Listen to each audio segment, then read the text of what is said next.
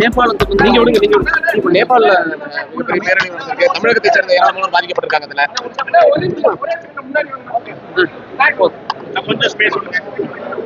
நேபாளில் இருக்கக்கூடிய கைலாஷ் மான்சரோவர் யாத்திரையை பொறுத்தவரை சீன அரசு 2020, 21, 22, 23, 24 அனுமதி கொடுக்காத காரணத்தினால 25, 26 இருந்து அனுமதி ஆரம்பிச்சாங்க. நிறைய பேர் இந்த 5 ஆண்டு 6 ஆண்டு போக முடியாதவங்க பெரிய அளவுல இந்த ஆண்டு நேபாள் காட்மண்டு மூலமாக 2 ரூட் இருக்கு. ஒன்று நம்ம இந்தியா மூலமா போகலாம், லிப்புலேக். நேபாள் காட்மண்டு மூலமாக பிரைவேட் ஆப்ரேட்டர்ஸ் மூலமா நிறைய பேர் போயிருக்கிறாங்க.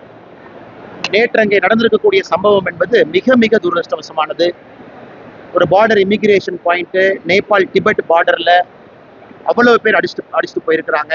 ஈரோட்டில இருந்து, கரூர்ல இருந்து, ராமநாதபுரத்துல இருந்து, சென்னையில இருந்து நிறைய டூர் ஆப்ரேட்டர்ஸ் கூட்டிட்டு போயிருக்கிறாங்க. ஈஷா அமைப்பு கோயம்புத்தூர்ல இருந்து அவங்க அதிகாரப்பூர்வமாக 73 பேர் மிஸ்ஸிங் அப்படிங்கிற அறிவிப்பு கொடுத்துருக்குறாங்க. நேபாள் அரசு கூட நிறைய பேர் இந்த பக்கம் மிஸ் ஆயிருக்கிறாங்க. சைனா அரசு டிபெட் பகுதியில அவங்க அதிகாரப்பூர்வமாக நிறைய பேர் இறந்திருப்பதாக சொல்லியிருக்கிறாங்க. உடனடியாக தமிழக அரசு இதில் தலையிட்டு இங்கிருந்து ஒரு மீட்பு குழு அனுப்பி வைக்கணும். காரணம், இது 2 நாடுகளுக்கு இடையில் இருக்கக்கூடிய ஒரு பகுதி. நேபாள் ஒரு பக்கம், டிபெட் ஒரு பக்கம். துரிதமாக, ஏன்னா ஏற்கனவே இந்த யாத்திரைக்கு 2018 நான் போயிருக்கிறேன். நிறைய காம்ப்ளிகேஷன் இருக்கு சைனா சைட்ல. அவ்வளவு ஈஸியா இறந்து போனவருடைய உடலை கூட கொண்டு வருவது ரொம்ப கஷ்டம். அதனால் என்னுடைய வேண்டுதல் எல்லாம் தமிழகத்தினுடைய அரசு வேகமாக ஒரு மீட்பு குழுவை அனுப்பணும். அவங்க அங்க இருக்கக்கூடிய இந்திய அரசினுடைய எம்பசியோட தொடர்பில் இருக்கணும். உறுதியான தகவலை வேகமாக மக்களுக்கு கொடுக்கணும். யாராவது கஷ்டத்துல இருக்கிறாங்க, காப்பாற்ற முடியும், இன்ஜுரி ஆயிருக்குன்னா அவர்களுக்கான முயற்சி எடுக்கணும். இறந்து போனவங்களுடைய சடலங்களை திரும்ப கொண்டு வரணும்.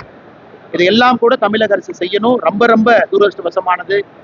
ஒரு கிளேசியல் லேக் உடைந்து அங்கிருந்து அந்த மிகப்பெரிய ஒரு வேகத்தோடு தண்ணீர் நிறைய ஊரை காலி பண்ணியிருக்கு, பிரிட்ஜை உடைச்சிருக்கு, இமிகிரேஷன் சென்டரை மொத்தமாக கொலாப்ஸ் பண்ணியிருக்கு.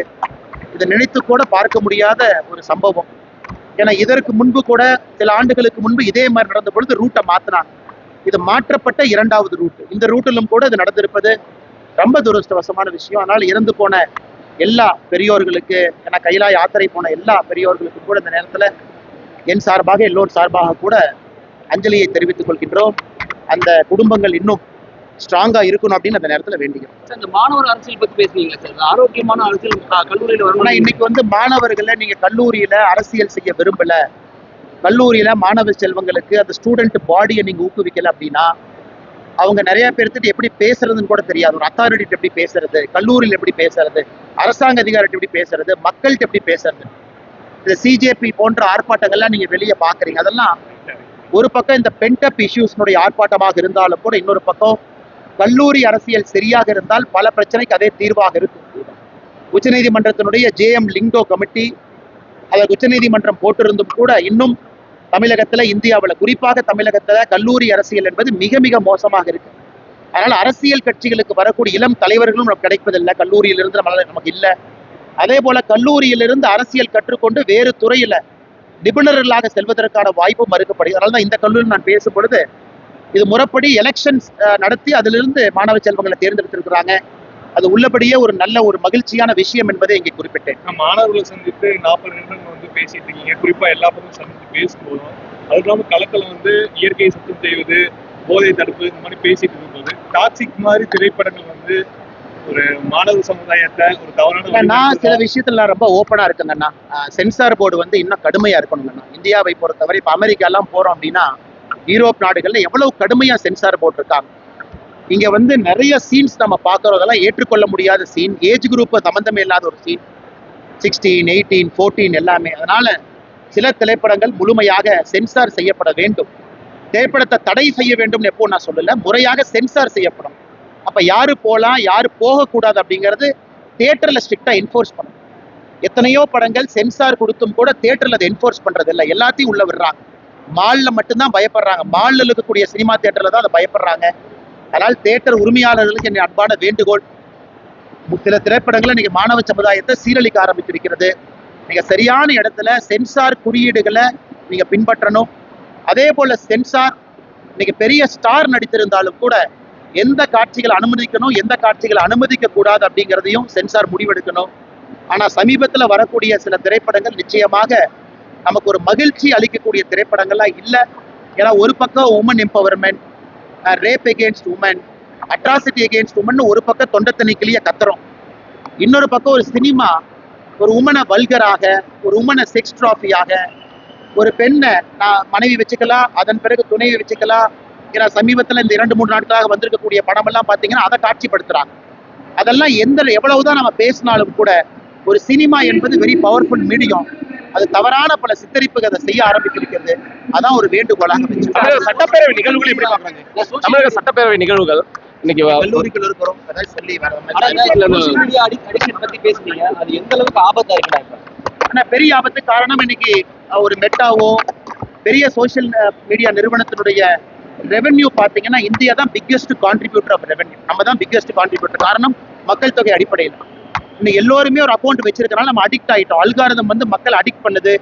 அல்காரிதம் அந்த ஃபீடை கூட்டாவோ பெரிய சோசியல் மீடியா நிறுவனத்தினுடைய ரெவென்யூ பாத்தீங்கன்னா இந்தியா தான் பிக்கெஸ்ட் கான்ட்ரிபியூட்டர் ஆஃப் ரெவென்யூ. நம்ம தான் பிக்கெஸ்ட் கான்ட்ரிபியூட்டர். காரணம் மக்கள் தொகை அடிப்படையில். இன்னும் எல்லோருமே ஒரு அக்கௌண்ட் வச்சிருக்கனால நம்ம அடிக்ட் ஆயிட்டோம். அல்காரிதம் வந்து மக்கள் அடிக்ட் பண்ணுது. அல்காரிதம் அந்த ஃபீடை கொடுக்குது. ஸோ டோபமைன் அடிக்ஷன்ல பாதி பேர் ஹோட்டலுக்கு போங்க, பஸ்ஸுக்கு போங்க, ஃப்ளைட்டுக்கு போங்க, நடந்து போங்க, சோசியல் மீடியாவில் மட்டும்தான் இருக்கிறாங்க. அதனால ஒரு தலைமுறை ஜோம்பிக்களை உருவாக்கிட்டு இருக்கிறோம். ஒரு தலைமுறை ஜோம்பியை உருவாக்குறோம். இந்த மாணவ செல்வங்களுக்கு சோசியல் மீடியாவும் கண்ட்ரோல்டு என்விரான்மெண்ட்ல கிடைக்கணும். அதுவும் கூட முக்கியம். ஒரு அமெரிக்கா நிறுவனம் வாழவோ, ஒரு யூரோப்பிய நிறுவனம் வாழவோ, இந்தியாவில் இருக்கக்கூடிய நம்முடைய கஸ்டமர்ஸ் அண்ட் கன்சியூமர்ஸ் ஒரு கினியா பிக்கை போன்று இருக்கக்கூடாது என்கின்ற கருத்தை இங்க நான் வச்சுக்கணும். ஏன்னா ஆஸ்திரேலியா அண்டர் 16 கீழே தடை பண்ணியிருக்காங்க. ஆஸ்திரேலியா தடை பண்ணியிருக்காங்க. இங்கிலாந்து தடை பண்ண ஆரம்பிச்சிட்டாங்க. உலகத்தில் இருக்கக்கூடிய நாடுகள் எல்லாம் அண்டர் 16 கீழே 16 வயசுக்கு கீழே இருக்கக்கூடிய மாணவ செல்வங்களுக்கு சமூக வலைதளம் என்பது முற்றிலுமாக தடை. அவங்க எல்லாம் முன்னேறிய நாடுகள். ஆனா இந்தியா போன்ற நாடுகளும் அதை ரொம்ப பரிசீலிக்கணும், தடை செய்ய ஆரம்பிக்கணும், கண்ட்ரோல்டு என்விரான்மெண்ட்ல கொடுக்கணும் என்பதும் என்னை போன்ற மனிதர்களுடைய தொடர்ந்து நாங்கள் வைத்துக் கொண்டிருக்கக்கூடிய கோரிக்கையாகவும் இருக்கு. நிறையாங்கண்ணா சோசியல் மீடியாவை பார்த்து கொலை பண்றாங்க. சோசியல் மீடியாவை பார்த்து கொலை பண்ணதுக்கு அப்புறம் அந்த கிரைம் சீனை எப்படி எடுக்க வெளியே வரலான்னு பாக்குறாங்க. அதில் நல்லதும் நடக்குது இல்லைன்னு நான் சொல்லிங்கன்னா. ஆனா நிறைய கெட்டது நடக்குது. பால்யா பருவம், வயது குறைவான ஒரு பருவம், 14, 15, 16 இம்பர்சனபிள் மைண்ட், எதை பார்த்தாலும் நம்பக்கூடிய ஒரு வயசு. இன்னைக்கு இந்தியாவுடைய சமூக வலைதளத்துடைய தாக்கம் அதிகமா இருக்கு.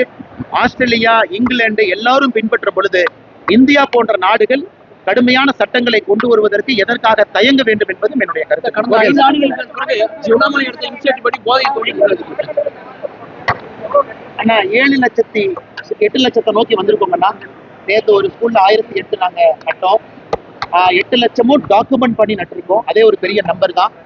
அதனால இந்த மாதத்துல இருந்து நம்ம துவங்கி இருக்கிறோம் 20 லட்சம். ஒரு வாலண்டியர் ஒரு மரம்னா 20 லட்சம் மரம். இன்னைக்கு 8 லட்சத்தை நம்ம ரீச் ஆயிருக்கிறோம். அந்த சின்ன சின்ன லாஜிஸ்டிக்ஸ் இஷ்யூ நம்ம சரி பண்ணிக்கிட்டே இருக்கிறோம். மரம் கிடைக்கல, அதற்கான விஷயத்தை சரி பண்றோம். அதனால எங்களை பொறுத்தவரை வீதி லீடர்ஸ் அமைப்பு 8 லட்சம் மரத்தை இன்னைக்கு நம்ம தாண்டிட்டோம். 20 லட்சம் மரம் என்பது நம்முடைய இலக்கு. அந்த இலக்கையும் தாண்டி நம்ம போயிருவோம்.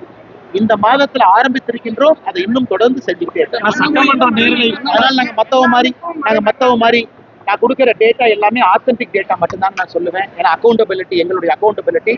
அதனால் நிச்சயமாக மரமாக இருக்கட்டும், நம்ம செய்யக்கூடிய நிகழ்வுகளாக இருக்கட்டும். இன்னைக்கு நம்ம பேசிக்கிட்டு இருக்கும் பொழுது பழனியில சண்முக நதியினுடைய சுத்தத்தை ஆரம்பிச்சிருக்கிறாங்க. அதே போல காவிரி தாய் சுத்தம் செய்யறாங்க, வைகையில பண்றாங்க, பீச் கிளீனிங் நடந்துகிட்டு இருக்கு. அதனால இதெல்லாம் ரொம்ப ஆரோக்கியமாகத்தான் நான் பாக்குறேங்கன்னா, எங்களால் முடிந்த அளவுக்கு நல்ல சமுதாயத்தை உருவாக்குவதற்கு நாங்கள் பாடுபடுகிறோம். சட்டமன்ற போதை ஒழிப்புக்கு எண்மணி மாற்றங்கள் வந்துருக்கு சார். நீங்க போதைக்காக ஒரு எடுப்படுவீங்க. ஆனா கடந்த 5 ஆண்டுகளை விட இப்ப காவல்துறை நிறைய பக்கம் போய் ரைட் பண்ணி ஸ்டூடெண்ட்ஸோட பிடிக்கணுங்கன்னா அது காவல்துறை செய்வது சப்ளைங்கண்ணா. நீங்க டிமாண்டை கண்ட்ரோல் படுத்த முடியாம போதைப் பொருள் நம்ம கட்டுப்படுத்த முடியாதுங்கன்னா, கல்லூரி ஒரு கல்லூரியிலையும் ட்ரக் அம்பாசிடர் இருக்கணும். பத்திரிகை நண்பர்கள் நீங்க தான் ரொம்ப முக்கியம். நீங்க அதை பத்தி பேசணும், எழுதணும். அரசை இன்னும் நீங்க ஃபோர்ஸ் பண்ணணும். அதனால அரசு செய்வது சப்ளை கண்ட்ரோல். ஆனா நீங்க டிமாண்டை என்னை கண்ட்ரோல் பண்ண ஆரம்பிக்கிறீங்களோ அதற்கு இது போன்ற விழிப்புணர்வு நிகழ்வுகள் நிறைய நடக்கணும். டிமாண்டும் கண்ட்ரோல் ஆக ஆரம்பிக்கும் பொழுது முழுமையாக நம்முடைய தலைமுறையில ஒரு போதை இல்லாத தமிழகத்தை உருவாக்க முடியும் என்று நம்புகின்றேன். சட்டமன்ற நேரலை வந்து பெரும் விவாதமா ஏற்பட்டிருக்கு. இப்ப இளைஞர்கள் வந்து சட்டமன்றத்தை பாக்குறாங்க. ஆனா எதிர்கட்சி வந்து பாத்தீங்கன்னா அது வந்து ரீல்ஸா கன்வெர்ட் பண்ணிடுறாங்க. அவங்க ஒரு பதட்டத்துல பேசுற மாதிரி இருக்கு. அந்த நேரலைங்கிற விஷயம் நீங்க எப்படி பாக்குறீங்க? சட்டமன்றத்தில் நடக்கிறத மக்களுக்கு நேரடியா தெரிவிப்பது நல்ல சட்டமன்றத்தை பொறுத்தவரை அது டிராமா மன்றமாக மாறிவிடக் கூடாது என்பதுதான் என்னுடைய கருத்துங்கண்ணா. சட்டமன்றம் ஆக்கப்பூர்வமாக, உணர்வுபூர்வமாக மக்கள் பிரச்சனைகளை மட்டும் பேசக்கூடிய இடமா இருக்கணும். ஆனா இன்னைக்கு நாம் பார்க்கும் பொழுது ஏதோ பழைய பஞ்சாயத்தெல்லாம் சட்டமன்றத்துல வந்து தீர்த்து கொள்வதாகத்தான் நான் பார்க்கிறேன். அரசியலுக்கு வருவதற்கு முன்பு இருந்த பஞ்சாயத்தும் சட்டமன்றத்துல தீர்க்கப்படுகிறது. சட்டமன்றத்துல சில மெம்பர்ஸ் இருக்கிற பஞ்சாயத்தும் அங்க தீர்க்கப்படுகிறது. அதனால நான் ஏற்கனவே சொன்னது போல ஆளும் கட்சியின் சார்பாக இருக்கக்கூடிய எம்எல்ஏக்கள் புதியவர்கள், இன்னும் அவங்களுக்கு நிறைய செஷன் வேணும். அவங்களும் வேகமா இம்ப்ரூவ் ஆயிட்டு இருக்கிறாங்க. எதிர்கட்சியிலையும் புதியவர்கள் இருக்கிறாங்க. அதனால இன்னைக்கு சட்டமன்றம் ஒரு டிராமா மன்றமாக மாறிவிடுமோ என்கின்ற ஐயம் தமிழக மக்களுக்கு ஒரு கேள்வியாக எழுந்திருப்பதை பல இடத்துல நான் தனிப்பட்ட முறையில் பார்க்கிறேன். Thanks sir.